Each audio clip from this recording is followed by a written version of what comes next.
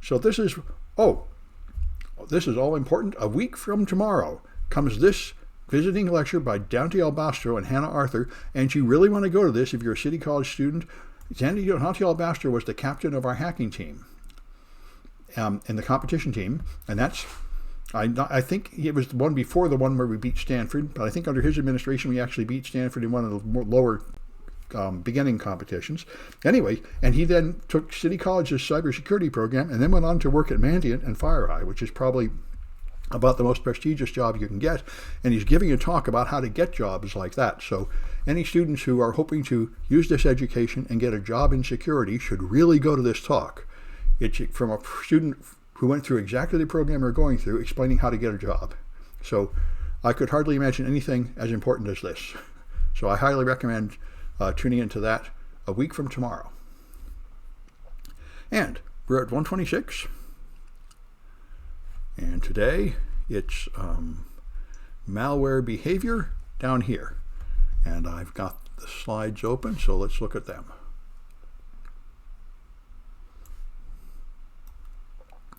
All right. So we're going to talk about different types of malware. Downloaders are, almost all malware is staged.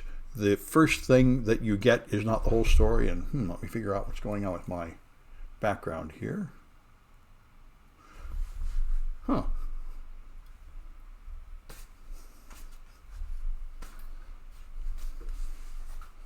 All right, well, defect in my background, I can't figure it out.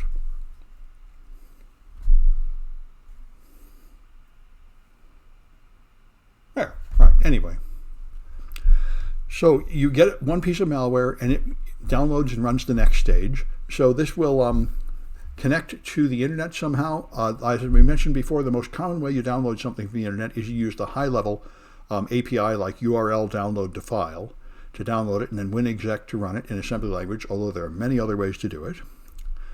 And then there are launchers which contain a second program somewhere, like init as the data. This is a common way to get past antivirus, and this is the way I did it a few years ago when I had a big project of using Python to make antivirus that would sneak past Norton antivirus. And you load a program that is not malicious, but it has malware in the data section. And it could even be encrypted, but usually it's enough if it's just sitting in the data section. It won't be regarded as executable code by the antivirus. And then it loads that in memory and runs it. All right. And then there's backdoors, of course. Backdoors are just a subtle way to take over a machine. The old-fashioned way was to have hard-coded extra accounts, but these days they mostly talk about network backdoors, which give you network access. So they're listening for some kind of network traffic, and you can take control of the machine over the network. So once you're in, you can just do things on the system, like spy on what's happening on the screens, keyloggers, create directories, manipulate registries, and so on. One thing about network backdoors is they're obviously sending network traffic, so that's a very useful indicator of compromise if you can find something distinctive about that traffic. And they typically make some attempt to conceal it so it look like normal HTTP or DNS traffic. But when you do malware analysis and find something like a characteristic string in it, then of course that's very useful because you can scan your network traffic and find out how many other machines are infected. So reverse shell is one common type. It's called a reverse shell because you run malware on the target machine and it then makes an outgoing connection to the command and control server, which is the reverse of the natural order of things. And the reason you do that is because of the Windows firewall. The Windows firewall, in its normal setting, is a stateful firewall, which means that if any unexpected traffic comes from outside, it's blocked. But if you want to go to anything, like you're going to a website, any kind of outgoing traffic is allowed. This is the normal case you want for a client machine. You want to be a client where I will request service from websites, like download a file, view a web page, and I expect to get that. But if I'm not a server, if anybody sends a request to my machine to please do something for them, I want that not to happen. And that's the most common situation, and that's why you use reverse shells, which make sure that the request to be placed under remote control originates from the Windows machine sending some traffic out. And therefore the firewall thinks, well, this user is just going to a website to download something, so it's okay to let that traffic through. All right, and this is how you do it. With NCAT, for example, the executable you get with Nmap, you can just send NCAT to the command and control server on port 80, and when you connect, then execute CMD. And now you'll get a command prompt on the other machine and you can execute it. This is a simple way to make a reverse shell. This one isn't very subtle. It's not encrypted or anything. So you can make reverse shell software that will do that. You create a process, and when you create a process, there's a source of input and a source of output and a source to send error messages, just like there is in Linux, input, output, and error. And you can set those to network sockets. So it will receive input from a network connection and send the output to a network connection, and then you've got a reverse shell. Another thing you often do is make two pipes, one for incoming traffic and one for outgoing traffic with two threads. It's just another way to do the same thing. Then there's remote administration tools, which are similar. They amount to about approximately the same thing. You have an attacker that can control them. They're just intended to handle, we'll compare them to a couple things. Remote administration tools, one of the common ones people use is TeamViewer. There's also one built into Windows, remote access, remote desktop protocol, and remote assistance are all various versions of this where you can control a machine remotely. And so there's two common ways to do it. One is botnets, where you control thousands of machines from one command and control center and tell them all to do the same thing, like all attack a website or something. And that's typically what you do in a botnet. You take over a lot of machines and use them for some kind of mass attack. A remote access Trojan typically is because you have found a high value target and you want to do custom things on just that target.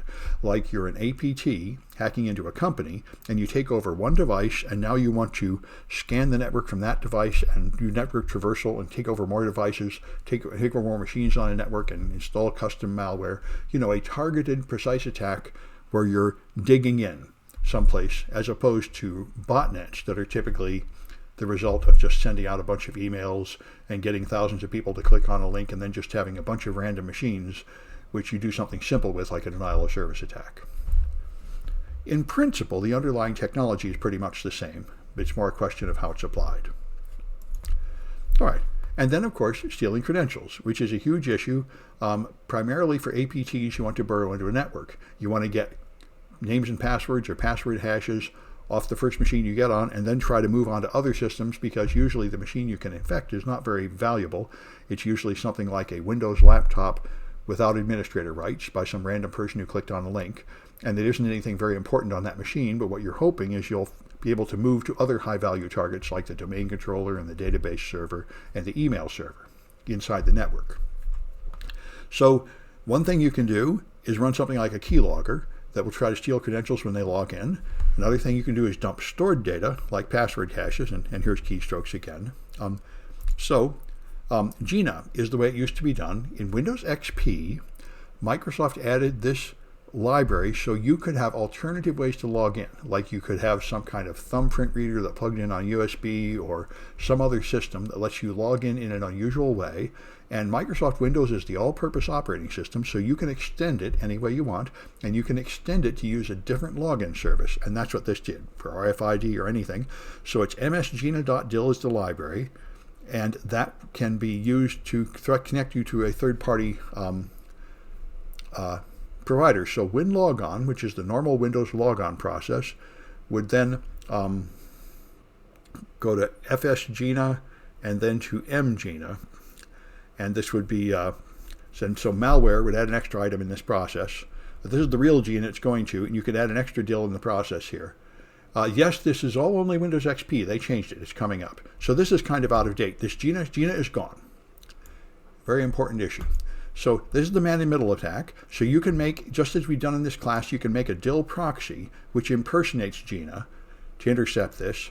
And that was the GINA attack. So malware will log credentials. It will log credentials as they're going by. But anyway, the point is GINA has been removed in modern versions of Windows, and it's been replaced by a new thing called Credential Providers, which does the same thing. And at least as of a few years ago on Windows 7, no one had found out a way to do as powerful an attack on Windows 7 with the new system. There was a way to trick it into showing two login buttons, and then one of these is actually going to steal a copy of your password and the other isn't. But I imagine that the malware has improved to where there's a better way to do this now. But like many of Microsoft's security improvements, it at least had a temporary effect of ending a type of attack. So another attack that's been around forever is hash dumping. And past the hash attack has been Microsoft's bane for 25 years. When you store a password, MS-DOS would actually store a password list on the machine. So when you logged in, it would look in the password list to see if your password was correct. And that's a terrible idea, because if somebody steals that file, they have all your passwords. So Microsoft moved up to storing passwords as hashes. And now they use this. They used to use this LM hash, which is a really old algorithm. It's not strong enough. And now they switched to NT hash, which is much stronger, although literally 1,000,000 times weaker than what the Mac and Linux use. But anyway, you store the password in a hash value, so this is not equal to your password. It's related to your password. You have to run your password through one round of MD4 to create this hash. And so if you store something, if you steal something out of the machine, you can typically steal this hash. But it turns out that that hash is often all you need to log in over the network. You don't even need to crack it, because the network authentication is related to it. And Microsoft says this is a problem with single sign-on. If you sign on to one machine in a domain, and then you go to another machine, they don't want to make you log in again, so they send some kind of credential over the network, like an ID card saying, I've already logged in. And the attacker could steal that credential, whatever it is, and then they'd be able to spread through the network. So rather than change their system where the hash can be reused over the network, Microsoft's argument, which I think is probably correct, is that that's not going to solve the problem. So what they said is you should silo the location of your high privilege accounts. And in Windows 2012 R2, I think, maybe 2018 R2, something like that, they when Windows 8, the latest version of Windows, they introduced this thing called a siloed account, where if you have something like a domain administrator, and the domain administrator account cannot be used to log into a low privilege system. So if a laptop gets infected, it will not have any hash values from high privileged accounts. That is Microsoft's recommendation, although that's only going to be in the best configured, newest networks that they're implementing that. So how secure are the standard browser password managers? Well, that's a very interesting issue. There have been attacks on them, but then they update them, so I'm not sure there's a simple answer. There's tons of them. I use one, almost everybody does. I usually don't use the built-in one. I use third-party add-ons. But, you know, I use LastPass, but it did get hacked a couple times. I think the one built into a really popular browser is probably a bad choice just because it's under a lot of attack. But in practice, you know, the most important thing is whatever you use, keep it updated, because they do all get attacked at various times. And the other thing that's a good tick is don't use SMS two-factor authentication. It's a lot better than single-factor to use two-factor with SMS, but SMS is really easy to intercept. What's better is to use two-factor with an app on your phone, like the Google Authenticator, that creates a key with an algorithm, that it doesn't send it over the insecure SMS system. That's a lot better. Or a USB key, like a YubiKey. Those are the most secure forms of two-factor. It's a very good question. Anyway, if you don't have two-factor and all you have is a password, then stealing this hash will typically make it possible to log into other systems. So you steal the hash. Now, Microsoft has made it so an ordinary running application cannot see the hash.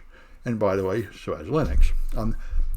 Well, they've done it differently. But anyway, so you have to get them with a special software tool. Pwdump and Pass the Hash Toolkit are a couple of the many password hash stealing tools. And so Pwdump, they inject a library into the local security authority system service. You have to have something running as service to get this, not as administrator. And this is the security service that has the privilege of accessing password hashes. So you inject code into that with a DLL, and then you can get hashes from the security account manager, which is one of the main registry hive files. Passwords are stored there, and they are encrypted with something called syskey encryption. But if the machine is logged in and running, the syskey key is available, so you can decrypt it. And that's what this tool does. It injects into a process to have enough privileges. Then it gets into the SAM file and gets the encrypted password, and then it gets the syskey and decrypts the password, and that's what you're getting. And the end result of that is a password hash. All right, so Pwdump is another one that injects a different DLL into LSASS, or it's the same one. All right, this is more deep. All right, then you call get hash, and you can change the name of it but it's going to get it from the LSASS. There's variants that use different DLLs to do it and call it from some other things like SAMI get private data and a couple of unnamed system functions that just have these numbers, undocumented functions in the Microsoft API. There's many ways to do it, but they get the password hashes, which can then be either used to authenticate on that network right away without cracking them, or you can crack them offline by just guessing passwords by millions until you get in. And so here's examples of what these API calls would look like. Here's some of these DLLs, then SAMI connect, get private data, and here's the system function 25 and 27 being called to steal passwords in a Pwdump variant. And then there's the pass to hash toolkit, which gets the hashes and then uses it to pass them to other machines to authenticate. So this is due to a strange Microsoft process that any account that is logged into a machine, it stores the hash locally permanently. So you will find backups there of if administrators go around your company logging in to install something and then leave, that administrator's credentials are still stored on the machine forever. Another strange Microsoft design choice that you're relying upon here. And that's why the correct defense, according to Microsoft, is to never allow that. If you're the administrator and you have to work from somebody else's low security workstation, you should never log in. What you should do is right-click, run as, and then put your credentials there, and that will use your credentials to authorize one activity, but it will not store them on the machine. That's a Microsoft best practice. Yeah, and Mimikatz is another popular tool. Absolutely. Mimikatz can steal these credentials, and it can also steal credentials stored in another database that actually stores them in plain text in many cases. Yeah, good. All right, let's take a look at some Cahoots. It's 11A.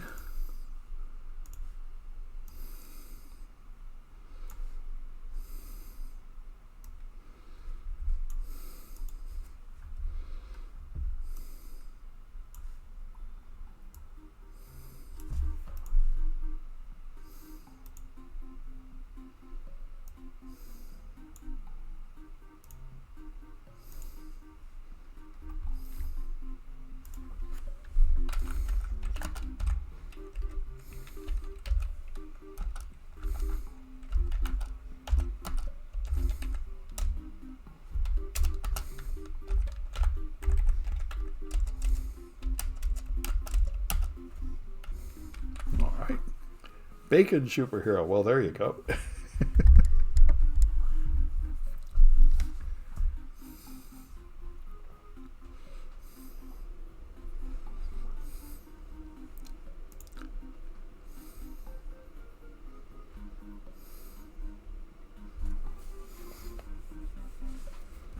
All right.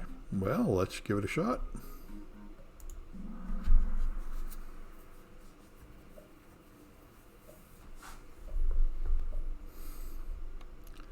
All right, so what's poison ivy?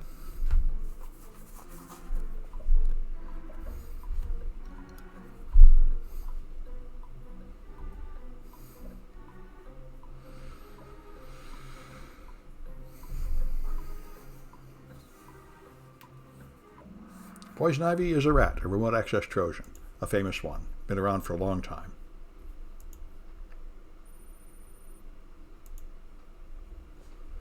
All right.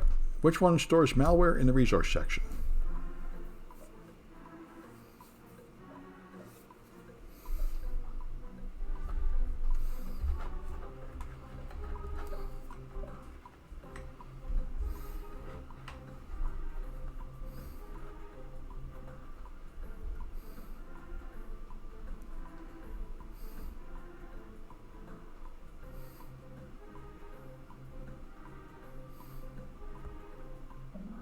All right, that's a launcher. Good.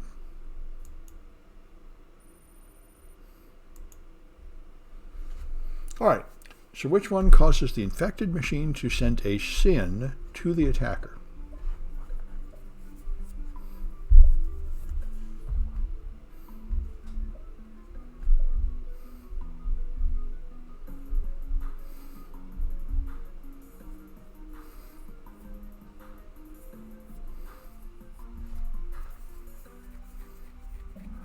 That's it. That's reverse shell.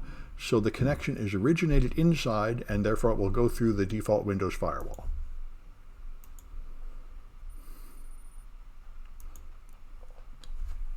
All right, which one of these is no longer possible in Windows?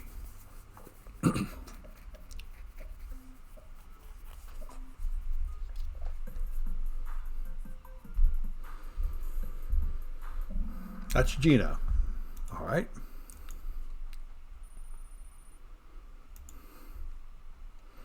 And which one puts a DIL into LSASS?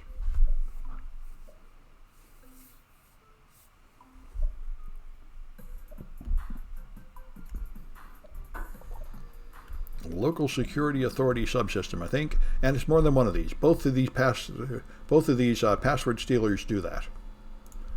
So, all right. So, all right, I know who that is. I know who that is. And that looks close enough to a real name that I think my grader will figure out who that is. We're good? Okay.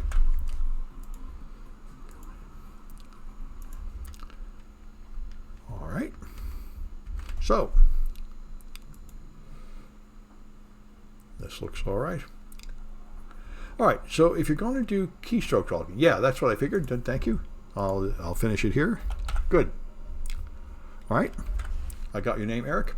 All right, so to detect, all right, your kernel-based keyloggers are the best, although, as I mentioned before, kernel-based malware is much more difficult now than it used to be in earlier versions of Windows. But then it'll install as a new driver. Hardware drivers go in the kernel, and then, of course, it will not be detected by any program that cannot scan the kernel. User-based keyloggers are much simpler and much more common, and they run in user land. They are not a malicious device driver, so they have to use one of these two techniques, hooking or polling. Hooking is where it uses there's a Windows function. This is the reason why most malware works is because Windows has about 100 ways to add code to other code, and that's what happens because Windows is a commercial product designed to be useful at business, so it assumes constantly, what if you wrote some program 20 years ago and you're still using it? Or you've added unexpected hardware, or you modified things. There are so many ways in Windows to say, add more code to this existing code. And of course, those can be abused to add malware to existing code. So this set Windows hook ex is a function that will then set a hook in the software, in the operating system, which will notify a function every time a key is pressed. And that's so you could have some kind of key activated thing. Anyway, so then polling is the other way. This just gets whether the keys are up or down right now. So you have to poll it many times per second and detect when a key moves from up to down, and that means somebody pressed the key. So this is much less efficient, but it can be used to do it. So the polling keyloggers will keep calling this on a loop to find out where the key is up or down, and then which window is the foreground window to figure out when a key is pressed where that data has been sent. And so you'll call the foreground window, log if it's new window, call the state, check the shift and caps key, log if it's new, don't log it if the same key is still down, and then keep zipping around in a fast loop here, wasting a lot of CPU cycles polling over and over. That's a polling keylogger. You'll be in the strings, you'll typically find strings like this because it somehow has to record these unusual keys. So that's a clue that there's a keylogger on your system. All right, and there's persistent mechanisms available. Of course, the most common one we've used several times in this class and in the incident response class is run keys. You put something in the run key, it'll automatically launch every time the machine reboots. There's a bunch of other registry entries that will cause things to automatically launch. You can also modify existing binaries that automatically launch to do extra functions, and you can intercept DLLs, as we've done before in the DIL proxying projects in this class. So, the registry, the most obvious one is the run key. There's 4 simple run keys and many other ones that will run things. One simple way to do it is to detect this is just use auto runs on an infected machine. That specifically lists all the automatically starting software, and you can just look through that list for something that looks suspicious. Another thing is to run the malware, and you'll see all the registry modifications. We've done this. You use Process Monitor. You can see it writing registry keys, and you can find run keys in the registry keys it's writing with dynamic analysis. Now, the Applnit DLLs are special extra libraries to be used by applications. And an application is anything that talks to the user, roughly speaking, and therefore it would load user32.dll in order to draw windows for the user to click on and such. So if you can just add an extra DLL to this list, then it will be launched in many processes. So you'll end up with everything that the user can see having a copy of your malware in it. So that will run the malware, but now you've got the problem that you're probably running 10 copies of your malware, and that's probably not what you really want. So one thing it often does is call DLL main immediately to find out what the name of the process it's running in, and then decide whether it really wants to do whatever malicious thing like keylog to that process. Anyway, so ever since Vista, modern versions of Windows have disabled Applnit DLLs. You can turn it back on, but it's disabled by default.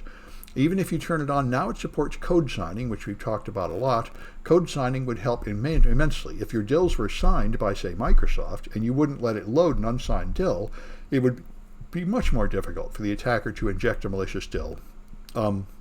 And if you turn on Secure Boot, it disables this function, starting with Windows 8. But I don't know how many people are actually using Secure Boot. Secure Boot was Microsoft's attempt to compete with iPhones, and what I've heard, it wasn't a huge hit, but the idea is, if you have something like a mobile device, like a Microsoft tablet, well, see, that's the thing. The question is, do you know what the hardware is? And I'm not sure you do, really. Anyway, that's why iPhones can do it. iPhones know what the hardware is, so everything has to be signed by Apple, and you don't need to add any device drivers or anything because it's always the same hardware. Microsoft tried making phones and selling them, but they didn't make enough money, and I left that business. Anyway, so here's another one, Winlogon Notify. These are these will launch libraries during logon and in sleep mode and in safe mode. So you can steal passwords from there by being connected to the fundamental Windows logon process. That's pretty powerful. And then there's SVC host DLLs that we've talked about a lot. This is what most of the processes in Microsoft Windows are. They are SVC host instances running, and they're defined in the registry.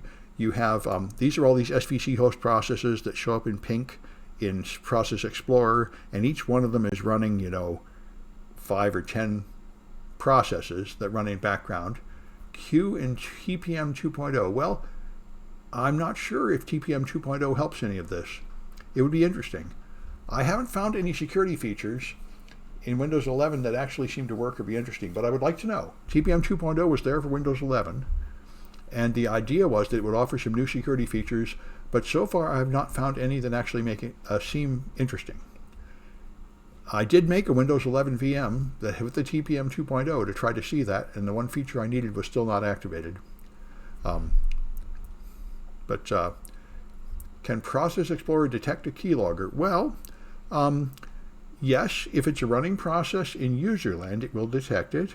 If it is a driver in the kernel, you will not see it here.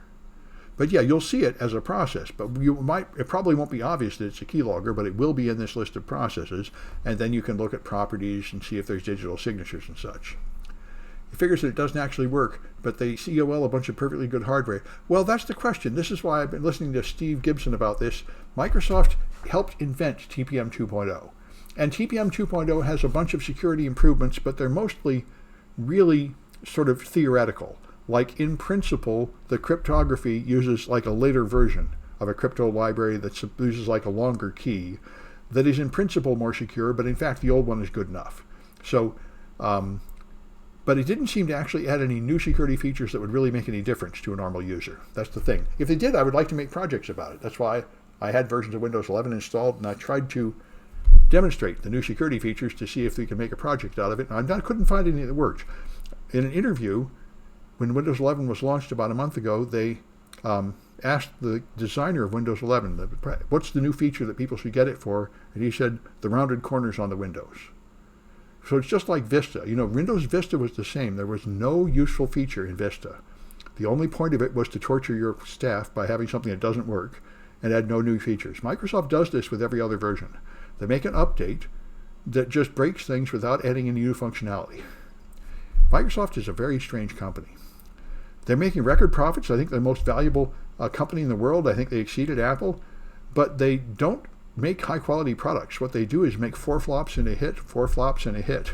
They make a lot of lousy products that flop, but their hits make so much money that it makes up for it.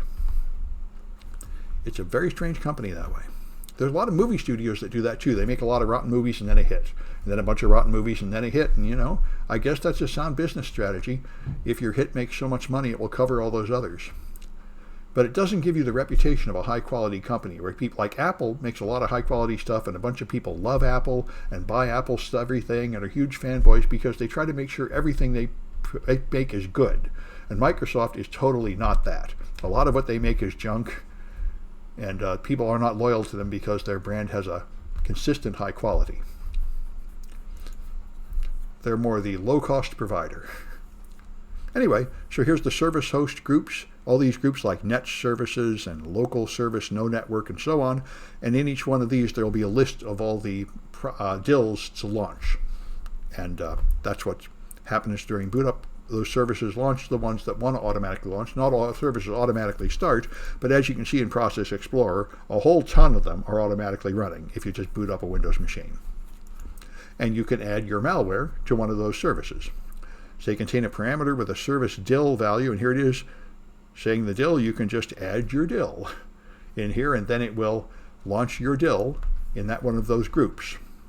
So you add yourself to an existing group, or even overwrite another service so it doesn't provide the old service, because it turns out, if you go ever look in the Windows error logs, tons of your Windows is broken. There's a bunch of things that have crashed and you don't even notice because Windows is running thousands of services and processes that you don't need. Things that would only be used if you were a print server or a web server, or if you were in a corporate domain or something like that. There's a whole bunch of extra junk that you don't need that is often crashing. So you can usually find an unimportant Windows service and take it over for malware and nobody will notice or care. Anyway, so you can analyze the registry to see if those registry changes have been made. That's one way to detect this. All right, so here's another Kahoot. 11B. Yeah, Windows ME was actually a beta, and they changed their mind about it because they decided to make Windows 2000 Pro instead, and they just sold the beta without finishing it. That's the story I heard. That's the kind of thing that I think they would not do at Apple. That's the kind of thing that endangers your brand quality. But Microsoft doesn't care about that, apparently.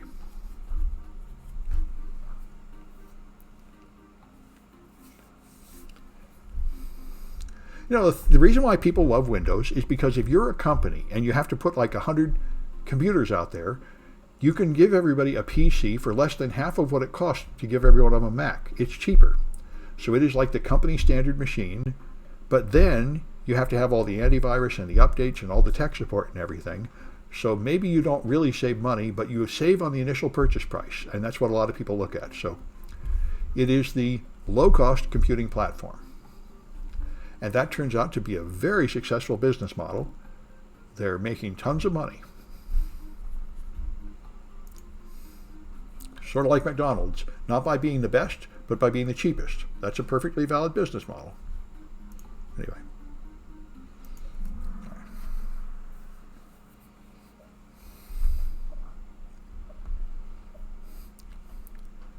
All right, so which one is a keyboard driver?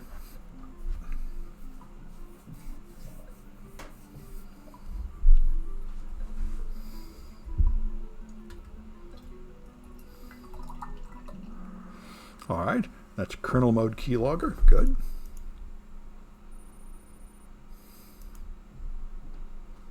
All right, which one uses this get async key state function?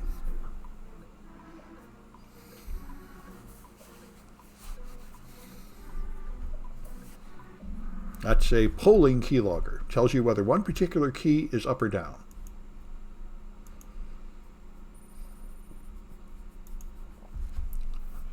All right, which of these use the registry?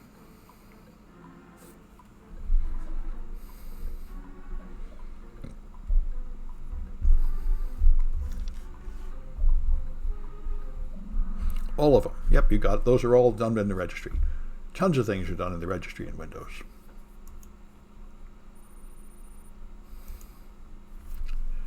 All right, which tool will record all registry modifications?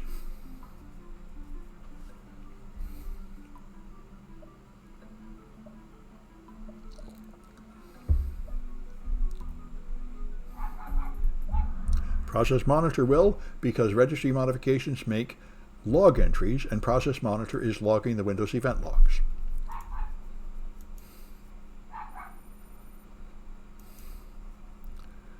All right, and which item is loaded into every process that talks to the user, and therefore loads user 32?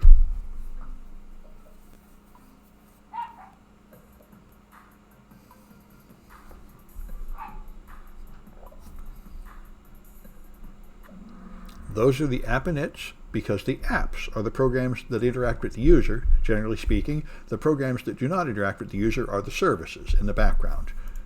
All right. The Soviet. They won't get their points unless they come out of the closet. Putin wants to bring back the Soviet Union, essentially. CCAP, okay. I know who that is. And all right. But I think he's not bringing back the name of the Soviet Union, not yet.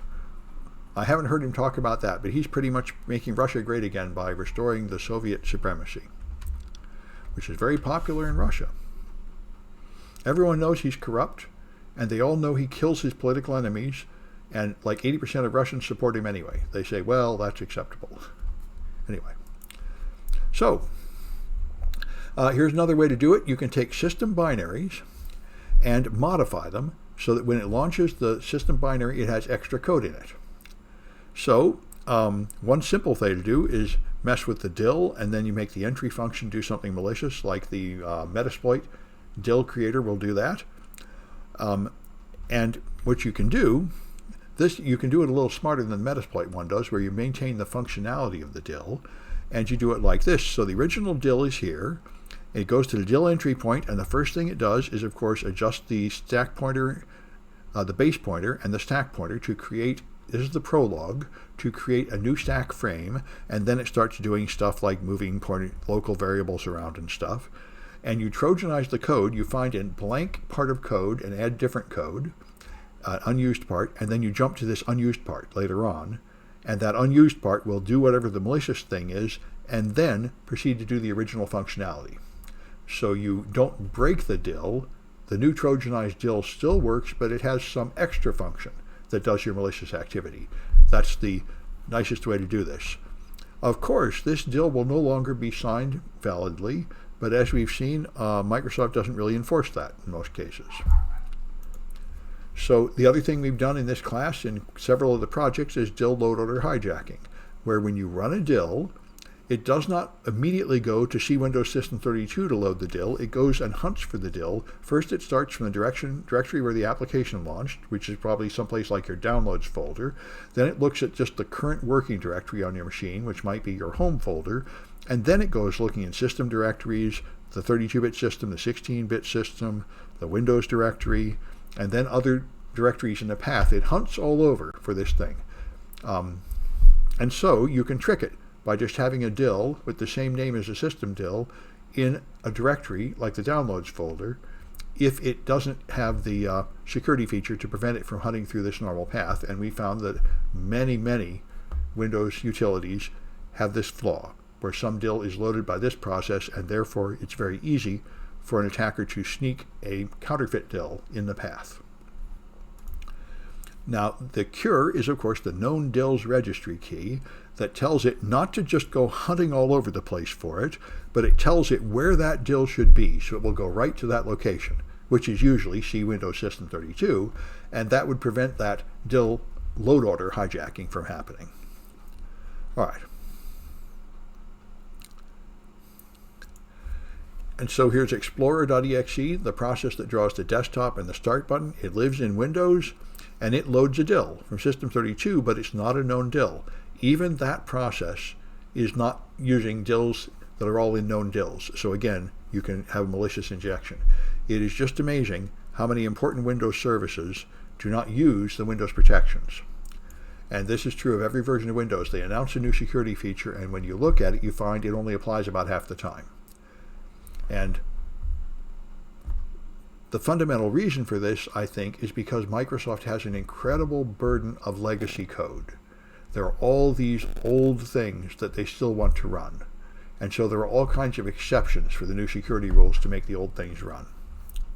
That's my understanding of the general reason why this happens. That's why other companies like Apple, they just ruthlessly cut off. If you any version of OS X that is more than there's 2 versions old or less, they just abandon it. They say, quit using that, you have to update. We're not going to support anything from 2 versions back. That makes it a whole lot easier to make changes and enforce your changes, because you just ruthlessly break all the old code. But that's something you can do if you're not a company standard product, because companies will have something they wrote, like our cash register app that was written 20 years ago, and we want to keep using it, and we will not use something like a Mac that will force us to keep rewriting our old code. We'll use Windows that will cheerfully let us use 20-year-old code because they know that's important in business. Yeah, people loved XP. A lot of people loved Win 3.1 and stuff. A lot of things were written then. They're still using it, You can totally run WinXP applications on Windows 10. They will run because Microsoft very, very vigorously supports old code. Even though it has bad security features, it is important in the world of business. And I think it's important for home users. Home users like to play old games and stuff, So Microsoft meets the needs of their market with this policy, but it does cause security problems. Oh yeah, XP is all over the place. Anyway, so that's the problem here. And there are many vulnerable DLLs. Explorer has about 50 vulnerable DLLs, and many of them are not. And by the way, even if all the DLLs you load are in known DLLs, those DLLs load more DLLs. And here you get in the supply chain issue, which is getting a lot of attention now because of the big hacks of the supply chain, like SolarWinds attack. Everything you use has other things it's using, and that has other things it's using, until code you're using comes from God knows where and hasn't really been signed and hasn't really been audited and is written by somebody in a foreign country you don't like. If you use something like PHP or Python or Ruby or something, it's loading all these libraries. I'm not quite sure about Ruby, but I think so. And these libraries are just online repositories, and they just get uploads from everywhere, and you don't really know who those people are or where that code came from. And that's not safe at all. All right. So there's a special tool from SANS just to detect vulnerable DLLs that will do it for you. We did it by just watching things in Process Monitor, but there's a tool to automate this to find DLLs that appear to be in loading from the wrong location. All right. Then there's privilege escalation is a huge thing. Normally when you take over machines, you cut somebody to click a link, and now you're running as a local limited user, but you want to escalate to administrator and ultimately to system so you can steal the password hashes and install malware and such. So in the old days, everybody ran Windows XP as administrator all the time, so you didn't need to escalate. But Microsoft finally admitted what Linux users have been screaming out there for 20 years about, is that you shouldn't run as administrator all the time because that's insane. You go to a website and it just installs malware right in the box. So now Microsoft has user account control where you run as a limited user and you only escalate to administrator briefly for individual processes with the user approving it when you're installing software. And therefore, the first issue you have to do as an attacker is find a local privilege escalation to get up. And you can do this with DLL Load-Order Hijacking. Metasploit has like 5 techniques, and they're incredibly effective. It almost always works. If you get an interpreter shell, you can just use the built-in Metasploit privilege escalation. It almost always works. So if you want to do things like create a thread, you need system privileges. So you can use a debug privilege to escalate to system privilege. That's one of the many ways to do it. Here's what it would look like. You have a token, which is your identifier of who you are when you launch a process. Every process is owned by somebody, and that's the token. And you can modify the token to add the debug privilege to it. That's one way to do it. You can also find another running process and copy the token from that process over to your process to be recognized as that user. There are just many ways to do this. And this is adjust token privileges is another way to give that token the privileges to make it system. One of the funniest ones was Windows XP Home Edition all you had to do was open a command prompt and type at a time of day, run CMD, because the task scheduler always ran a system. So any delayed process would launch you up to system. Let's see. See where people look for the name of internal Git projects used by developers. Then they make a public-facing GitHub. Hope it gets picked up. Oh, that's a good one. Yeah, that's a good. I'm glad you mentioned that. That's a fun one. Yep.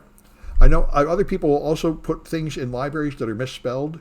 So when people misspell in their source code, like include this library, they'll get the malicious library. There's a lot of tricks. And also, if you have a popular, I know this one came out about a year ago, if you have a popular Firefox extension and you're the author, people will email you and offer you a lot of money to buy your Firefox extension. They will buy the popular Firefox extension and then put malware in it.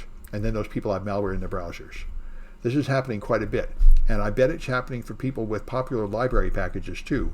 And that's where you get the economic model of open source. It's kind of insane. There's an XKCD about it. All important products like NTP, Network Time Protocol, that runs every server and every machine on the whole world, it turns out Network Time Protocol was being maintained by one guy, unpaid, who'd been doing it as a hobby for like 20 years. And he said, I'm tired of this, I'm not going to do it anymore. And everybody freaked and said, without NTP, nothing will work. Our servers won't work. So Google took it over. But there's a whole lot of essential parts of the internet that are just one guy in Finland doing it unpaid for 20 years. And this is just not a very good way to run things, you know. Anyway, so then there's user mode rootkits. So we talked about this one. All right. So you can do this stuff in userland, which is easier. Yeah, OpenSSL, that's right. And OpenSSL had a huge security disaster, which motivated them to have an audit and everything. You know, that's the thing. It's sort of like NFTs, and you have this, or like Dogecoin. You make this silly thing as a joke, and then it takes off until it's important and there's hundreds of millions of dollars riding on it, when it was never actually planned or designed for that. Just somebody threw it on the internet as a joke and didn't know it was going to take off. Anyway, so you can do rootkits in userland. They don't go in the kernel, and now they're going to hook things in userland. Now, one way to do it is modify the import address table of an executable. We've seen that. The PE file has a list of IATs, so you could modify it, and it would then go to the wrong address when trying to make an API call. That's an old trick, and you typically get detected that way. But here's how it looks. You run your program, and it decides to call create process. So it goes to the import address table to go to some Windows library with create process, and then it goes to kernel 32 and runs this terminate process that it found here. It's trying to run terminate process, so it goes to its import address table and finds the address to make the kernel 32 call of that. But your rootkit could modify the import address table of this program so that number is changed, and now when it tries to terminate, it instead goes to some other code. So that's one way to do it, one way to modify a program. All right, and then there's inline hooking, which is more subtle, where you modify, you let it go to the right address, and then you modify the code in this DIL. You alter the DIL, so going to that address no longer has the previous effect. That's trickier, like the example we saw a few slides ago. Now you're going to have to carefully write code that adds some extra code and then proceeds to do the normal thing so it doesn't crash the system. But that's more subtle and harder to detect. All right. So 11C is here.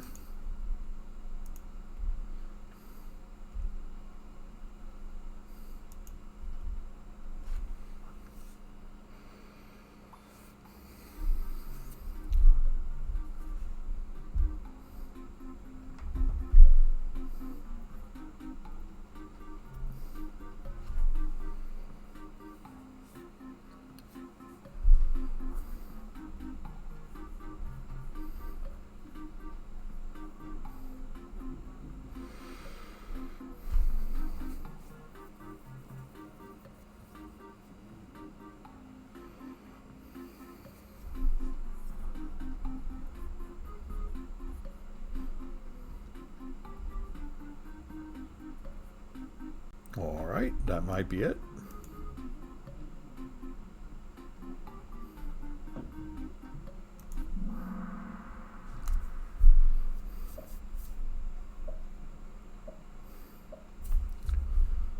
All right, so which one puts malware in an empty portion of a Windows component?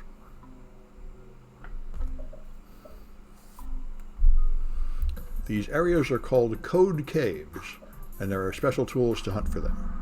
That's your Trojanized system binary.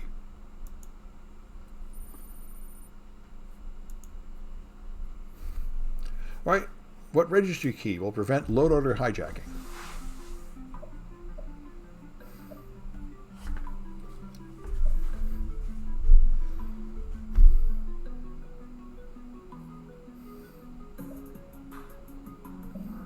That's known DLLs. That tells the operating system where this DLL should be, so it doesn't go hunting around for it. It goes right to this one place.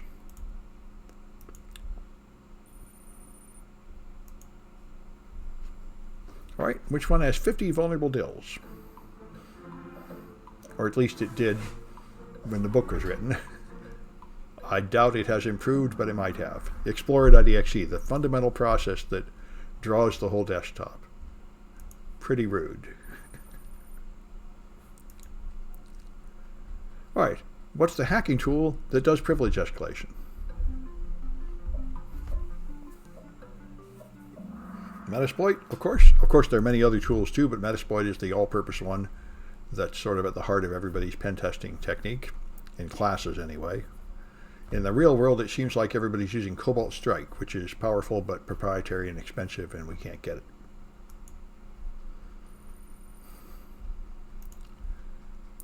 All right, and which one changes function code, not pointers?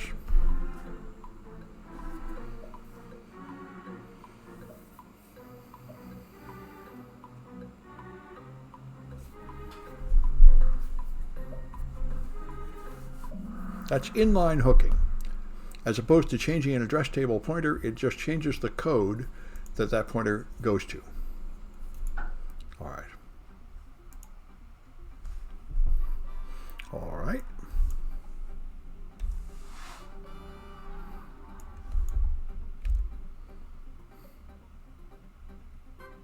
Good.